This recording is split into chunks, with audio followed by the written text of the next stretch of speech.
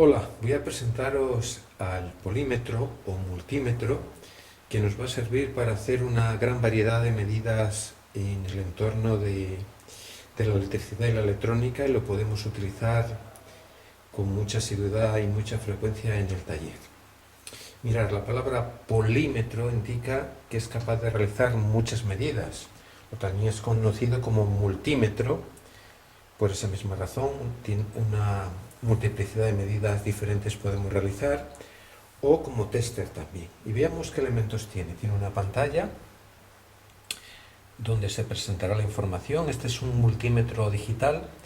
Existen analógicos y mediante una aguja nos indican las diferentes medidas, pero ha habido un gran abaratamiento de los polímetros digitales y se ha extendido mucho su uso, y es lo más frecuente utilizar este tipo de polímetros. Vemos que tenemos un botón de encendido, Power, vemos que ya está en marcha, nos va indicando en la pantalla las diferentes lecturas.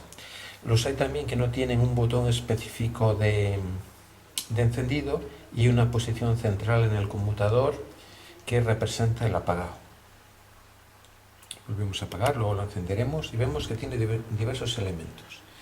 Vemos que tiene aquí posibilidad de conectar transistores y hacer diversas comprobaciones. Vemos que tiene un conmutador con diferentes posiciones para realizar diversas medidas que podemos hacer con el polímetro. Y vemos aquí diversas posibilidades para conectarlo a unos cables exteriores y realizar las medidas. Mirad, para medir resistencia tendremos que ir con el conmutador a esta zona donde viene la letra omega, el símbolo de resistencia. Vemos aquí que podemos realizar medidas de tensión en corriente continua con diferentes escalas.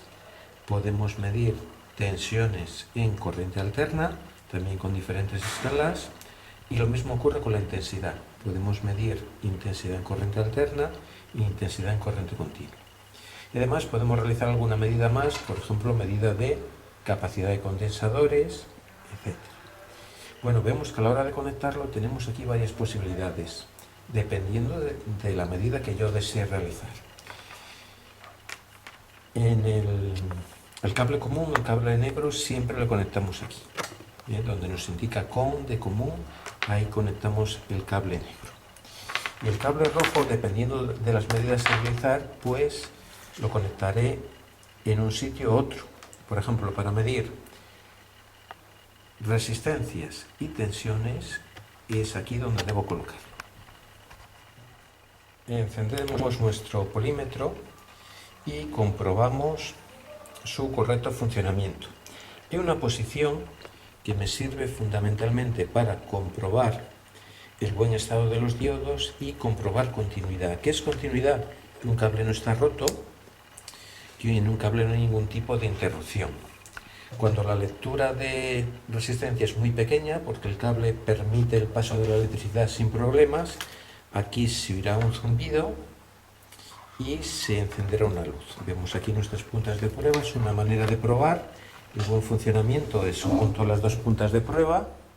Lógicamente no hay prácticamente resistencia, la resistencia será cero próxima, y vemos que efectivamente la indicación que sale en pantalla es cero, suena un zumbido y se enciende una luz. Si quiero comprobar la continuidad, es decir, que un conductor no está interrumpido y puede pasar por él la corriente eléctrica sin ningún tipo de impedimento, de dificultad, pues con ayuda del polímetro pondré el conmutador en esta posición que nos permite comprobar la continuidad, y tocando en los dos extremos del conductor con las puntas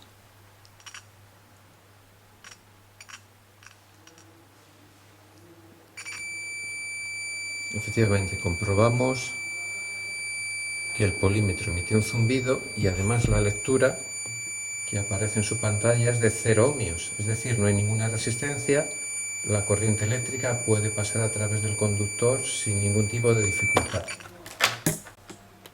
Bueno, vemos que para medir resistencias tenemos diversas escalas y podemos pensar, ¿y por qué tanta variedad? Por ejemplo, con la escala de 200 ohmios, el fondo escala es 200 ohmios. Eso quiere decir que el aparato de medida no me va a realizar medidas mayores de 200 ohmios. Cuando hay una medida superior, no me va a aparecer su lectura en la pantalla. Me va a aparecer un 1 en la pantalla, pero eso no indica que haya un ohmio de resistencia. Indica que ha accedido al fondo escala. Vemos que tengo varias escalas: 200 ohmios, 2 kiloohmios, 20 kiloohmios, 200 kiloohmios, 2 megaohmios, 20 megaohmios.